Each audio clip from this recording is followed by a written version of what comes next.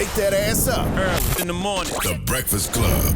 Morning, everybody. It's DJ NV, Jess Hilarious, Charlamagne the guy. We are the Breakfast Club. We got a special guest in the building. Ladies and gentlemen, Joy Taylor. Welcome. Hi, guys. How are you, Joy? I'm great. What an honor to be here. Happy to have you. Do you ever get tired of talking just because you do it for a living? And then I see you on podcasts and interviews. I do talk a lot. Yeah, of course. Of course. We all get tired, but you have to reset. I'm like, I'll go home in total silence, not listen to any music, like sit in the dark like a weirdo, and then, just reset, and then we're back to it. What's it like usually being the only female in the room?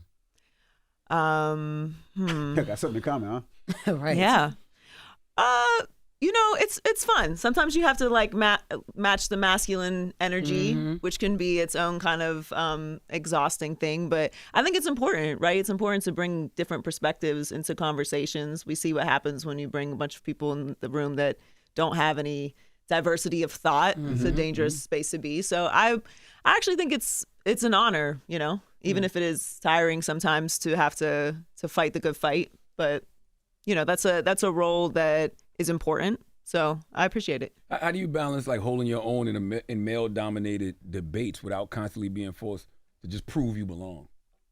Well, I think you always have to prove you belong if you're in a male-dominated space. But it's about earning the respect of your counterparts too. Like when people really respect what your perspective is, and they know that you're not being combative with them from a personal place, then it's a different way of speaking. But also, like I always say, sports fans, our love language is animosity. Like when you talk about sports, you probably arguing. Like you just all the time. Like even if you are a fan of the same team for the same amount of time, you have a different perspective, and we just like to argue about sports. So I think when we're talking about other things, personal things, relationships, family, religion, politics, like that's different. But when it comes to sports, like you probably always going to disagree with someone about something. What made I wanted to go back. I know you had another question. I want to know what made you want to do communications? Like what got you into that door and said, this is the life that I want. This is the career that I want. So I have the same origin story of, I was doing the news with the hairbrush in the mirror thing As a kid. as a kid. But I think Because of your brother? No. Okay. I was always like a spicy little individual. I'm the runt of my family. And you sound like Angie Martinez a little bit. Every time I hear you talk a little bit, I hear a little Angie Martinez. Thank Real you. calm, comfortable. I hear it a little bit. What an honor. I love it. He's trying to see if you're Spanish. I'm not. He's Dominican. He's just trying. Not Dominican. That's all that is. Shut up. I'm You don't want to Spanish. assume. I'm not Latino. I'm black. That's all that is. I don't know what you heard when he said I am black. I just heard a little in your voice. You That's sound all like I said. Angie Martinez. You sound like J-Lo. No. No. I hate it here. Are y'all hiring? I want to leave. Go ahead. I'm sorry. No, we're not. Damn. I'm not in charge.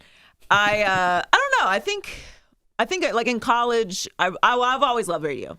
Radio to me, Howard Stern, has always presented this really interesting space that you can bring people in the room who are not there. Obviously now we all have cameras and stuff, but the origin of radio, like listening to a great radio show, you felt like you had a group of friends or a family. Yeah. And the way that the noises in the room could just like bring people, like I wanted to be a part of that. And I love being able to be a personality over a traditional journalist. But I do think like studying journalism and studying communications really gave me a good base for how to do this job. How difficult was it for you to finally break through and break in? Well, yeah, it's really hard. It's hard. It's hard. I mean, because nowadays people think they just do one internship and all of a sudden they pop and they should be getting millions of dollars and are we retiring. being those elder millennials? Yeah. We were traumatized and we feel like we need to pass that trauma to the next generation. Nobody wants to work anymore. No, I think we've swung a little bit too far in the other direction.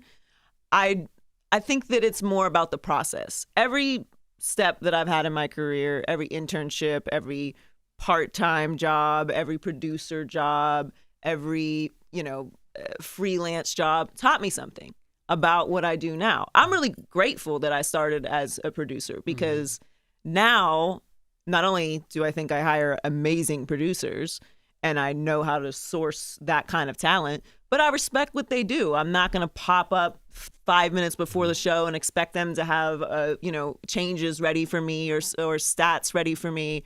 It helps me prep for shows better because I have that background. So, I think the process is lost a bit. That's a recipe that we've lost, is the process.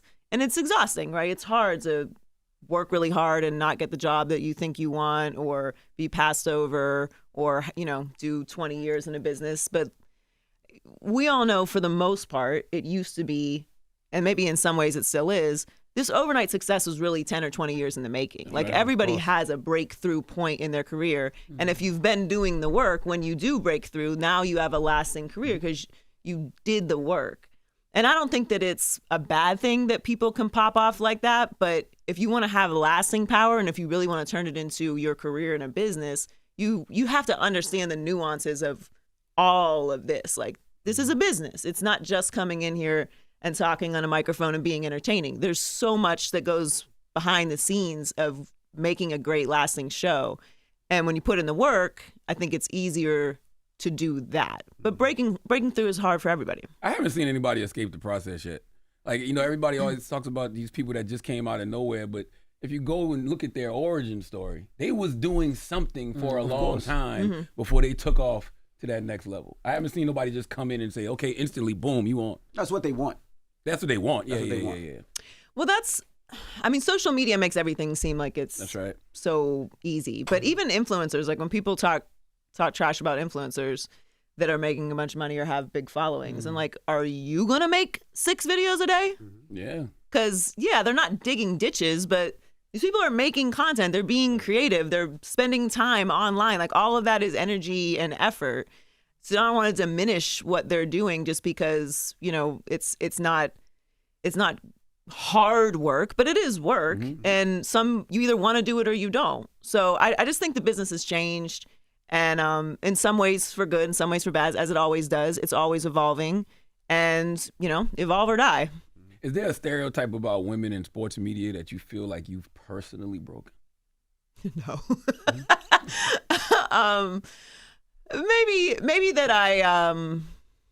I can hang in some intense conversations and not get emotional, but I think that's just my personal makeup. Obviously, there's this idea that women are more emotional than men, which I think our current administration has done wonders to disprove. But there's this idea, particularly in the opinion side, that women can't be in these like really intense debates or conversations because we either don't have a strong opinion or point of view, or we'll take it personally if someone comes at us.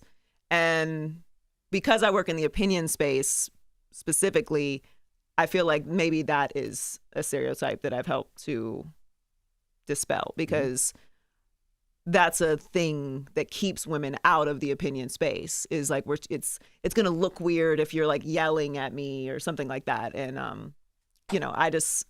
I feel passionate about what I think and my point of view, and if you don't have to agree with me or disagree with me, and it's about keeping a level of respect too. Like, whenever you guys are having intense conversations, there's a line that you don't cross. Even if you feel very passionate about it, you're not going to take it to a space where like we can't. Okay. Oh, not in here. We be like, shut the fuck up. Shut your retarded ass up. No, we get real crazy. Dumbass.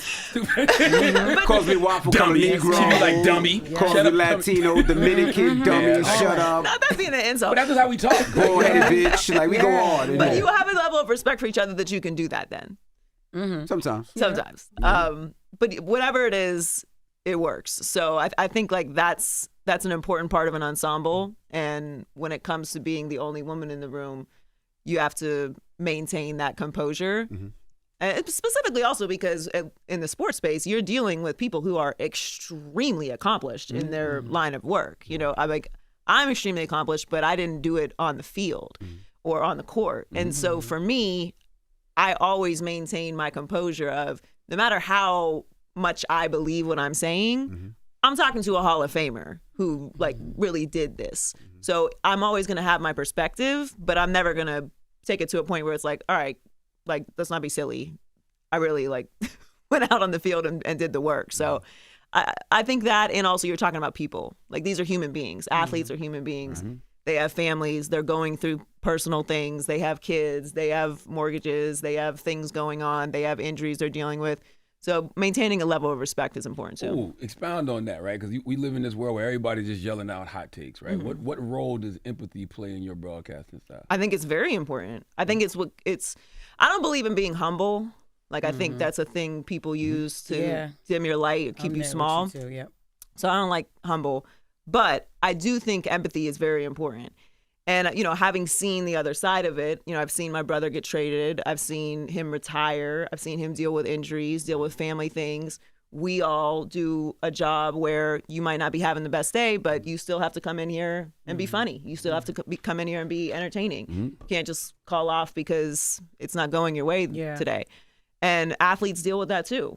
And we have such a high standard for professional athletes and college athletes too, that we sometimes remove the human element of what it is they're doing. Like, they're competing at the highest level. Like, I do it. I'm like, make your free throw. What are you doing? But like, we don't know what's going on in their head. Right. You don't know if they woke up today with a panic attack. You don't know if they're injured. You don't know. We don't know these things that are going on. So it's about keeping a level of composure that these are not robots. These are people. They're dealing with things. When you get traded, you move to a new city. Probably your family didn't come with you right away. You don't know how to get to the stadium. You're dealing with new rehab people and a new massage therapist and new coaches and new teammates, and everything's new. Maybe it's in a city that you went from somewhere where it's hot and now it's cold. You're adjusting to that. There's so many different things and human elements to all of this that actually affect the outcome. And I just think it's important to keep that in mind. It shouldn't keep you from doing your job, but it should keep a level of sanity to what it is you're saying. When I see women, I'm sorry, one little quick question. I gotta go. I know. When you see women in sports, especially what you're doing, do you feel like people diminish how you got there? Like, looking at your Wikipedia and your accomplishments and seeing the process that you went through. Looking at Wikipedia done got you in trouble. That's why I didn't say what it was. Oh, okay. But when you look at the accolades that you've accomplished and how you got to where you are, do you feel like people don't see that part of it and they just see where you are at now, and does that bother you at all? I don't care, because the people who sign checks know what I do. Damn. So, and the people in the business respect what I do. Right. Like, my peers respect me. People who are far more accomplished than anyone in the business see what I do and know what I do and know what the path was and what it requires to do what we do every day. So I think it's important to remain grounded. It is, because you can get caught up in what people say about you and diminishing things and, whatever is happening on social media. But when the work has been done, who cares? It's been done. And I've had the real honor of working with some really amazing people in the business who saw me come in every day and do the work and knew what it took. And so I have their respect, and that's what matters to me. Gotcha. Go ahead, Jeff. Safe travels. I was gonna ask your take on Caitlyn Clark and Angel Reese. Oh, Lord. She put her hands on the desk. Lord, give me strength.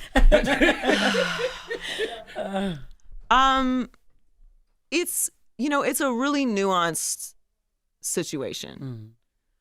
I think that Caitlyn brings out this real, like, how do I say this and not get canceled? She brings out this energy from people that she needs to be protected.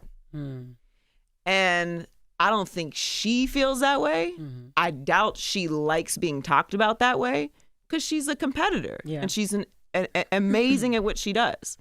The pinning of Angel Reese and Caitlyn Clark, it sometimes doesn't even make sense. Like, they'll be talking about Caitlyn Clark and just bring up Angel for no reason. There's no affiliation to it. We were talking on the show the other day about if, like, the league needs to protect Caitlyn Clark or, like, the violence against Caitlyn Clark.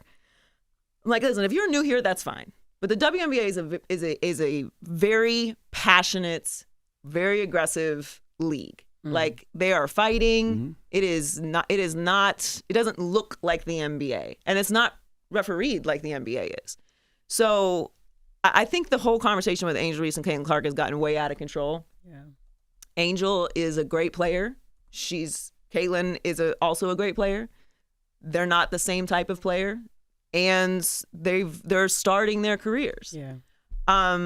Angel really upset people with how she taunted Caitlyn after the championship, as she should. And if a man did it, we wouldn't have even talked about it. People didn't like watching Angel in Caitlyn's face, and we know why. Because she's black and Caitlyn's white. Because she's black and because she's unapologetic. And this idea that you got to show up and be all demure, and there's some level of sportsmanship that women are required to match that is a standard that we don't even have these conversations about men. Like, we would not even be talking about. I can't even imagine a producer coming to me like, we're going to talk about the trash talk that went on in the game last night.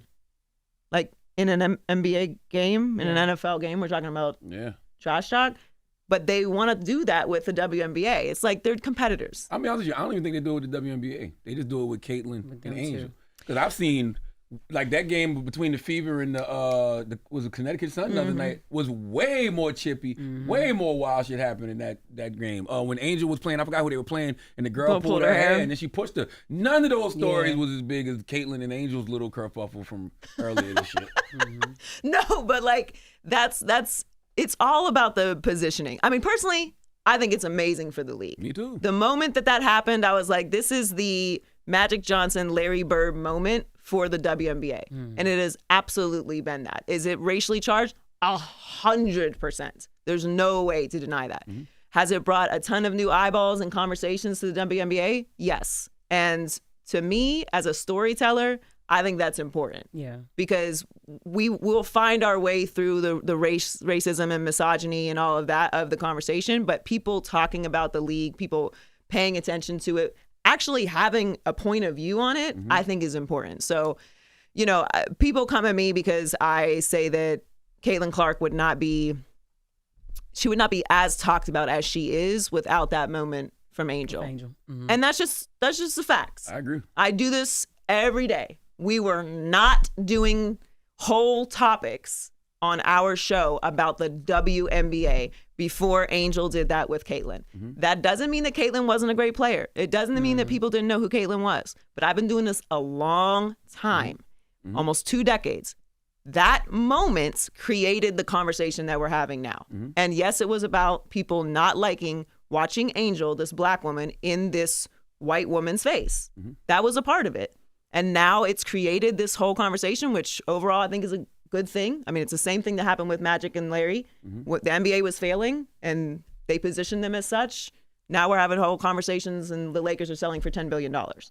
So it's all, you know, a convoluted, nuanced conversation. But in the end, I just wish that people would now adjust to watching the game for what it is, rather than positioning the two of them against each other. But they'll probably deal with that their whole careers. I also don't have a problem with the WNBA protecting Caitlyn, and I'll tell you why. I remember in the 90s when there was the Michael Jordan rule. It wasn't ever anything that people confirmed, but the NBA had kind of changed the way the referees, you know, call things and the way the players play to protect him from getting hurt, because he was the box office draw. And when you see Caitlyn not play and they say the whole league's ratings drop 55%, I can understand them wanting to protect their investment. Yeah, we don't need to know about it if they do. We don't need to know. I agree. Let's find out 20 years from now if they do that. But what is not going to happen is the other players on the other team are going to see Caitlyn walk on the court and be like, we need to be very gentle with her. We're just going to make sure that we don't, you know, this is the product. That's not going to happen. And that's very silly, the thought that it would. And you know, you're very unapologetic when it comes to talking about politics, race, gender, sex. Do you ever feel pressure to just stick to sports, or are those days over? No, those days are over. But I also think, like, I don't want to force those things into a sports show. That's not the product that people came to me for. Like, if they're watching a sports show it needs to be about sports. It can be entertainment. We can add personality. We can, have our jokes and stuff, but they're coming to us because they want to talk about Game 7. Like, I don't need to put my opinion about what's going on in the world into the show just because I have that platform. I have other platforms for that. And, I think I have to respect the audience in that way. I think that's important to do. If you create a platform where they come to you expecting you to talk about, activism and politics or relationships and sports, then you can do that. But it's a sports show, and I respect that. Is that why I know you do the pod by yourself now, but is that why you and Taylor started the pod together, to have that space to just talk about, I guess, other things? Yeah, I mean, we're all multifaceted people. And, when you're building a brand and you're ascending in a specific lane, I think it's important to really dig in on that for success, to be hyper-focused on doing that. But, I've reached the point in my career where people know what it is that I do when it comes to sports. So it was time to give a little bit more. And like I said, I started on the radio side, and when you're talking for 4 hours on live radio, you tend to venture outside of sports, particularly locally. So it was an opportunity for me to get back to that. What happened with that podcast? Because I mean, you don't know, but you and Taylor are very popular in male group chats. And Are we? So when that podcast I was had launched, no idea. Yeah, that was a thing. It was like literally. I remember the day it launched. Like I had like 3 or 4 different group chats all sending that one link. Good. Yes. We love when the men support us. Yeah. I mean, I don't know if did you see Taylor in Cannes? No, I didn't see Taylor. Taylor is a very, very busy woman. And that's all it is. She has Amazon, Thursday Night Football. She's now doing the NBA with them. She has her show. It's a big commitment to do a podcast as well. So that's, we had long conversations about how we were going to make it work. And she just has way too much on, a good thing, of course, booked and busy. The best in the business, but she just has too much on her plate. Yeah, I mean, it's something you got to be committed to. Like, if you're not committed to it. I know, and her and I both are, we believe in excellence, and if you do something halfway because you don't have the bandwidth, then it's not going to be what it needs to be. So, yeah, I mean, I had the bandwidth and wanted to continue doing it, but yeah, she doesn't have there's only 24 hours in a day. Do you feel pressure to show people that you're not just a pretty face?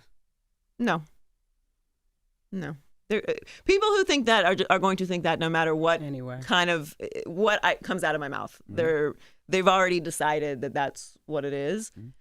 And if I was just pretty, I'm the most beautiful woman in the world. There are literal models. There are supermodels that don't do this job. Like there are people who are considered to be literal walking angels on this planet, and they don't do this job. So you either have the skill to do it or you don't. And if people think that I'm here just because I'm pretty, like I must be very beautiful. So I take it as a compliment. Has your contract with Fox Sports 1 been renewed yet? We are in the process of things right now. Okay. Yeah. One thing I love about you, Joy, you did not shrink when shit got hot. Was that intentional? You like, I cannot let them see me sweat or shrink right now. Yes, it was intentional to show up as I did. I'm not an unintentional person, particularly when it comes to what people see from me publicly. But when you know yourself, it's easier to continue to show up as you are.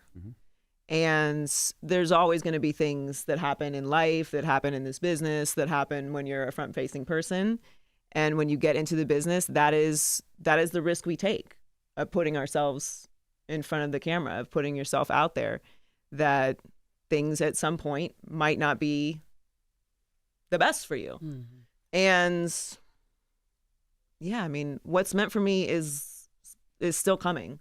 So I won't say that there were not dark times, but I'm very blessed to have an amazing family and amazing friends and mentors and an amazing team and people that know me and have known me for my whole life, reminding me of who I am and what I deserve. And I'm really grateful for that, because even when there are moments of doubt of what it is you deserve or what it is you're capable of or what it is that you know, how you should show up in the world. When people are there reminding you, it's important. So I'm grateful to have an amazing group of friends, an amazing group of like just support around me.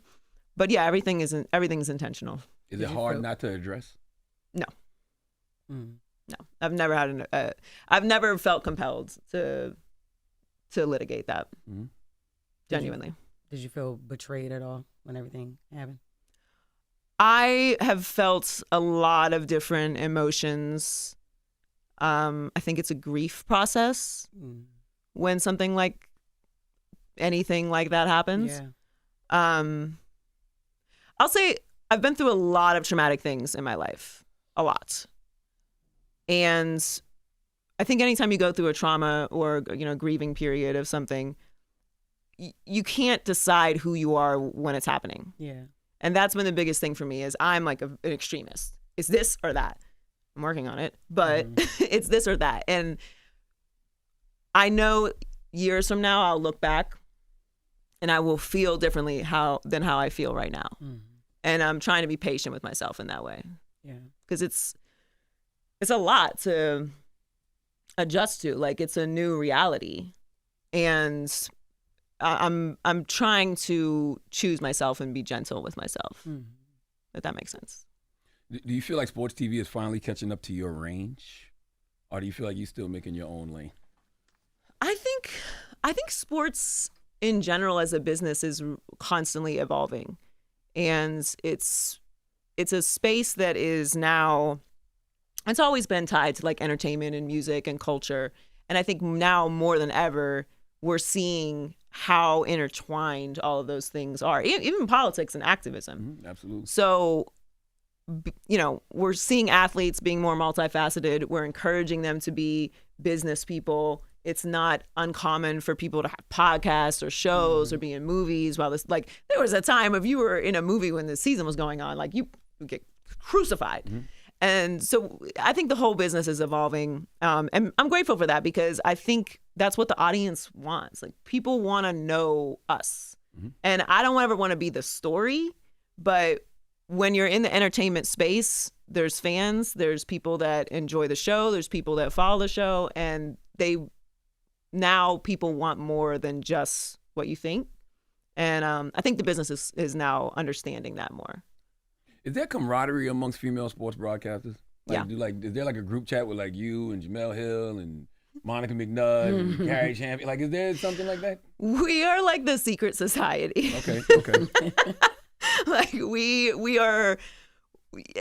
It's funny. I don't know how the men operate. I'm not a man. I don't like try to speak for what men do, but I don't think you can make it in this business without women.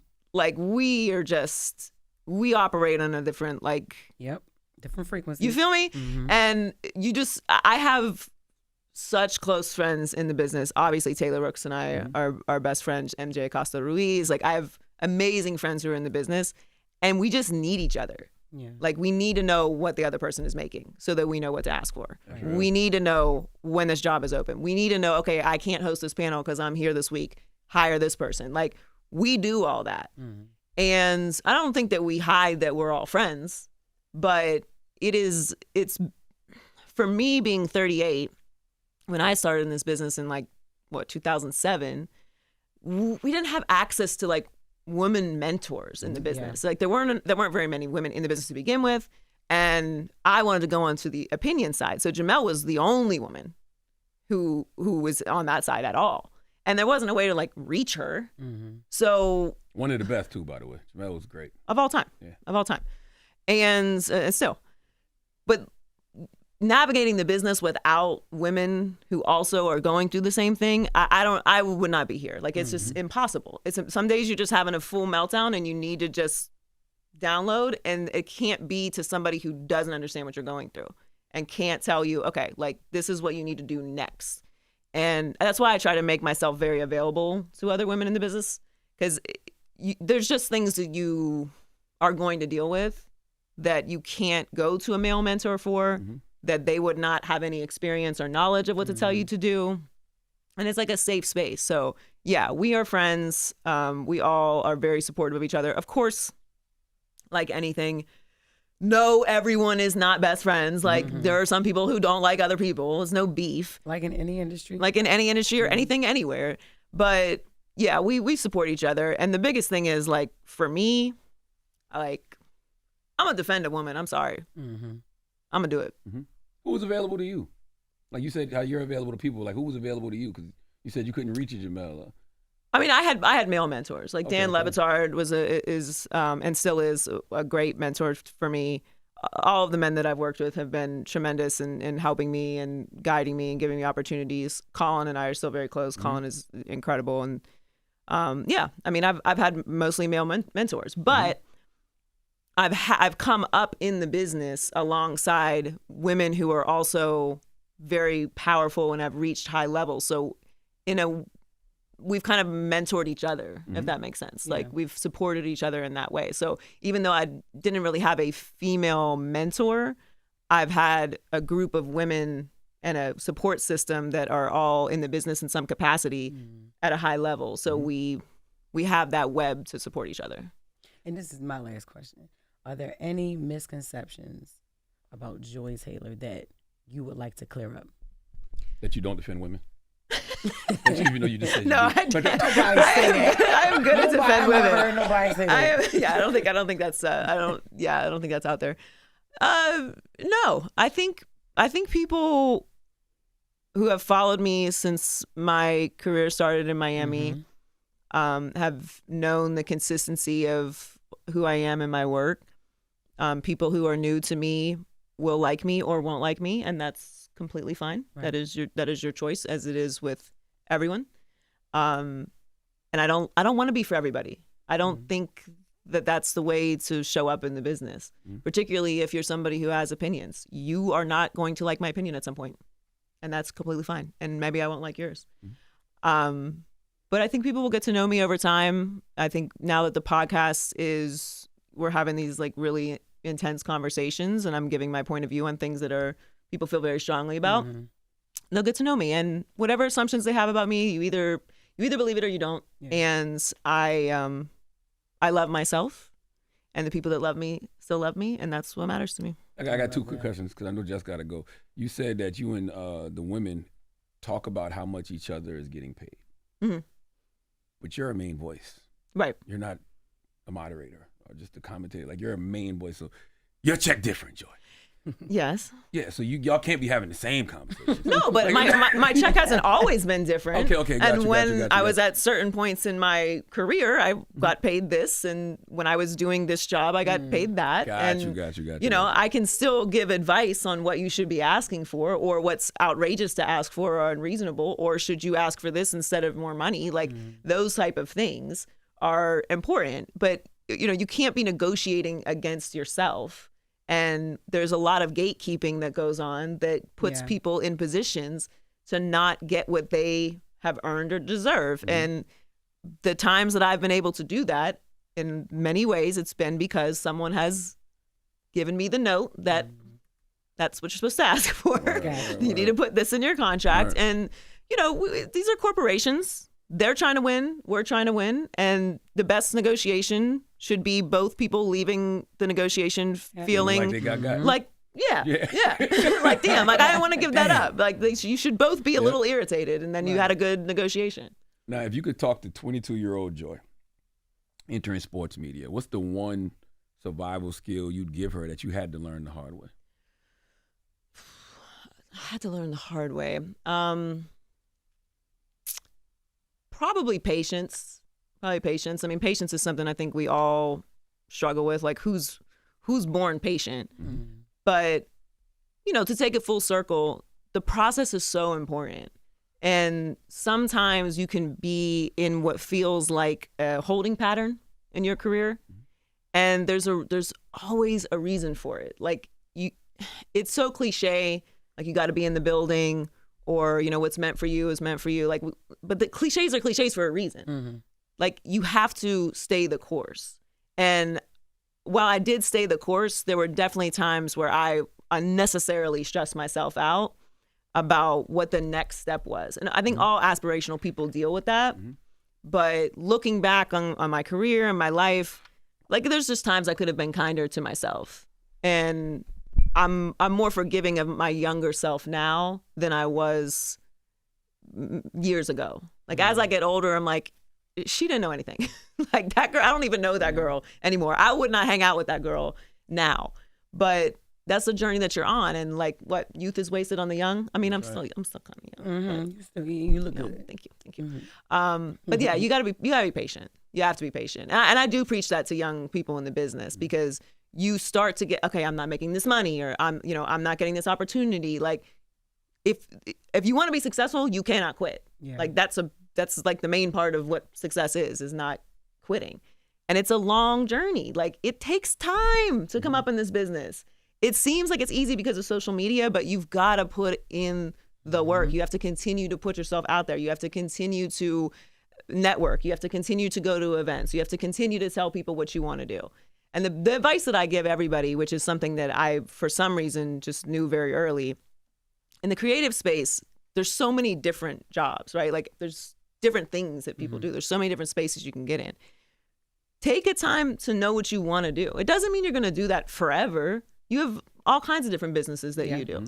But at some point, you, like a doctor, put your head down and worked for a specific goal. That's right. And in the creative business, it's so easy to get distracted. Okay, I'm gonna take this job. Okay, this pays more. Like it's gonna take you off your path.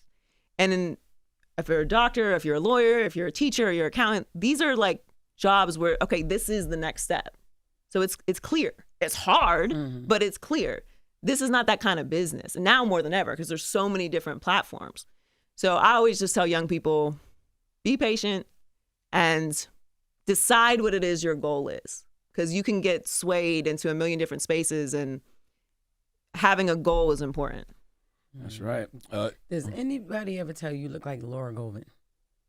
God damn it. Is she Spanish? Let me look her up and see. Y'all just ask her if y'all want to know if she's Spanish. No, I'm not. She's not Spanish. I am not Latina. I ain't never say she was Spanish. I am black. Do you know Laura Govan? Yes, I do. I do. You look like a young Laura Govan.